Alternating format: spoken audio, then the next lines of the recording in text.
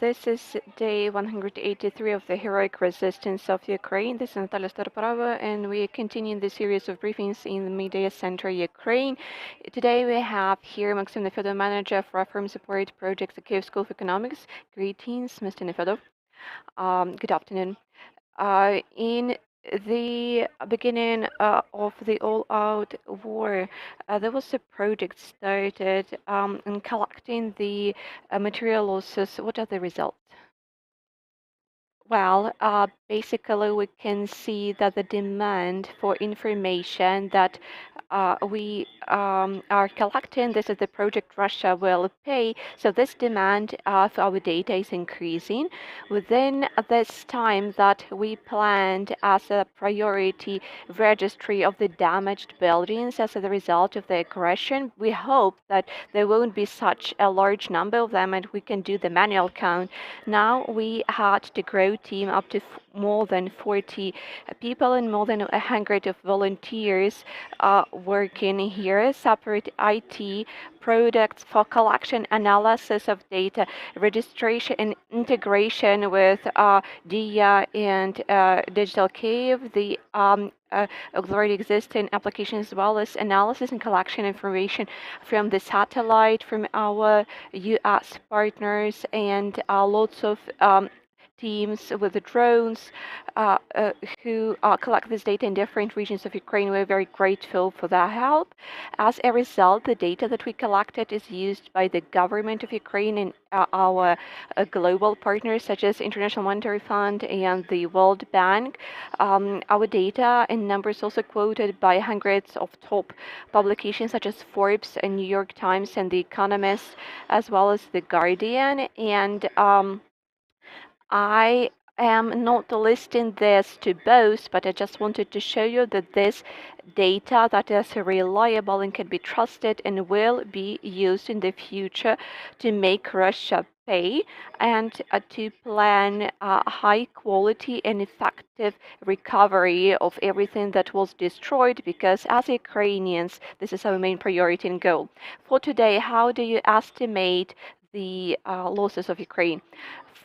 As of August 22nd, the direct material losses are $113.5 billion of dollars. The majority are residential buildings because there are too many houses are destroyed, and the barbarian missile strikes and shellings lead to damages of lots of sheds, dormitories, buildings. That is terror strikes. This is terror that Russia continues against the Ukrainian population without zero military goals. And these residential buildings losses are about 48 billions of dollars. The second place, this is infrastructure, because that's a costly project, and a bridge could cost up to $1 billion because lots of roads were damaged, and as a result of the military hardware movement, there are lots of even invisible distractions that will destroy roads in the future. We all heard about the previous cases of trucks damaging roads, and just imagine what could 70 to 80 tons military hardware could do to a road. So about 35 billions of dollars. This is infrastructure. Then the business losses as well, because it's obvious that the invaders on purpose try to destroy lots of objects, to destroy and damage Ukrainian industries. So they destroy the small and medium business as well as enterprises. All of us know about the heroic defense of Azovstal, but we need to take into account that's a very large contemporary metal industry object. So that's up to $10 billion of losses here, and the agrarian sector and agriculture next. There are lots of direct and potential losses objects here because of the chaotic mining and shellings and missiles that haven't been detonated yet. This is $3-4 billion. Also, the social infrastructure, education, energy sector, and healthcare, sports, culture, churches, museums, digital infrastructure, all of these, this is $113.5 billion. I also wanted to mention that we don't only take into account the direct losses because this is like concrete, for example, that was destroyed, but we also take into account the budget that is required for recovery, and recovery requires more materials because we want to rebuild infrastructure now on a more contemporary level. Like, we don't want to say that that was a Soviet times infrastructure. Now we want to reproduce the same Soviet style thing. No, we need to take into account the contemporary architecture standards, accessibility requirements, and these new objects need to be European quality because as a candidate to EU member, our infrastructure should also correspond to all the norms and requirements. That is why recovery would be higher. That's about $197 billion. How do you attract international investments into the recovery? Are they ready to help? Well, for now, we're not speaking about investments, about a return on investment. We are talking about support and help from international partners for now, and help to a country that suffers from war. And when we're talking about recovery here, these are two parts. First, immediate help. These are humanitarian aid, and this is something that's required right now without any preliminary planning or preparation because we need to get ready to winter. We need to cover some objects to save them from further destruction. And you can even think or imagine they destroyed a bridge in Irpin where which people used to protect themselves and to hide from shells. So we need to rebuild this in order to renew the possibility of movements between the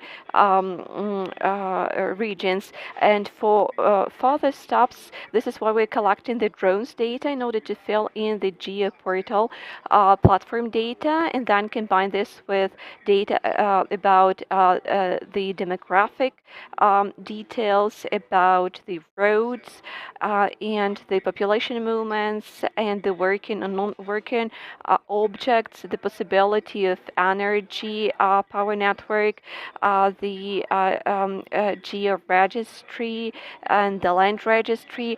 We will map all of this, and then we will do smart decision making in order to decide where a new healthcare facility, a school, or a new road should be placed, because we need to use this opportunity in order to make the new cities according to the new urban standards. Theoretically, we have the readiness on behalf and on the side of international partners, and they even now help the cities. That's not something to be planned, and when it comes about the hundreds of millions, billions of dollars, that's something for after the victory, and before the time we need to start preparing for that.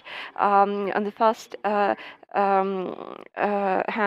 to convince and prepare the partners, and the second hand, to make everything ready so that as soon as we win, we don't need to start doing the design, to start hiring, so on and so forth, because our partners also need to prepare on their side, because allocating money or budgets, it's not here you have $100 billion, do as you wish, here here is the bank card number. They need to prepare the offices, the teams to work with the projects, to calculate, to monitor the readiness, to combat corruption, to ensure transparency, and the lack of red tape. I already mentioned the Ministry of Infrastructure.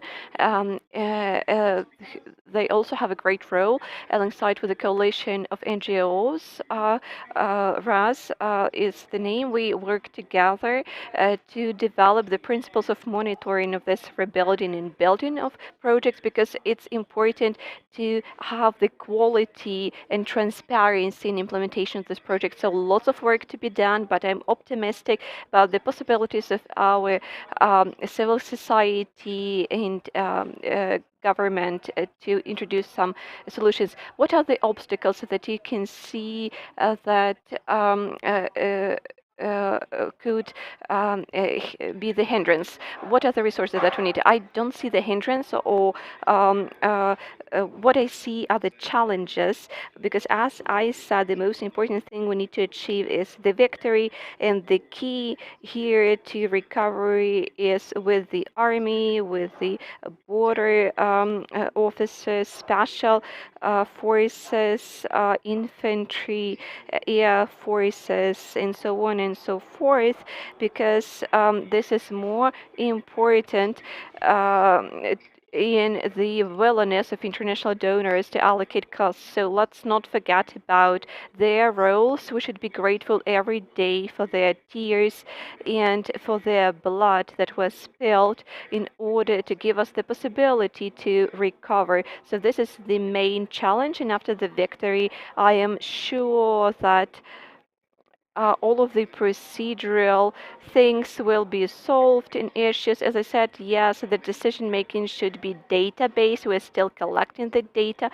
Yes, the communities need their capacities need to be enforced, because lots of villages, even before the war, were not ready to start building a healthcare facility or a school, and the war worsened their capacity further on.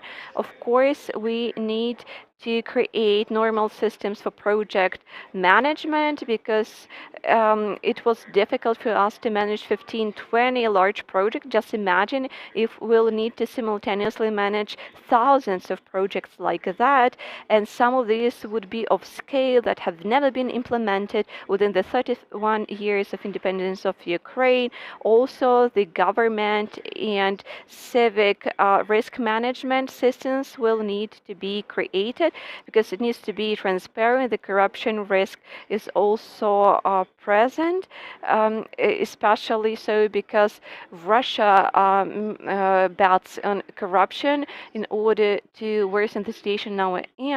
But in our Kyiv School of Economics, with our coalition partners, we are working on the solutions to all of these challenges, and we're 100% certain that in this front line we will be ready to combat all of the obstacles. This is why we are working. Thank you. This was Maksym Nefyodov, manager of Reform Support Project at Kyiv School of Economics. Our next briefing will start at 1:30 p.m. We'll work about the U.S. Charity Fund and how they donated fabric to the city of Lviv for manufacturing.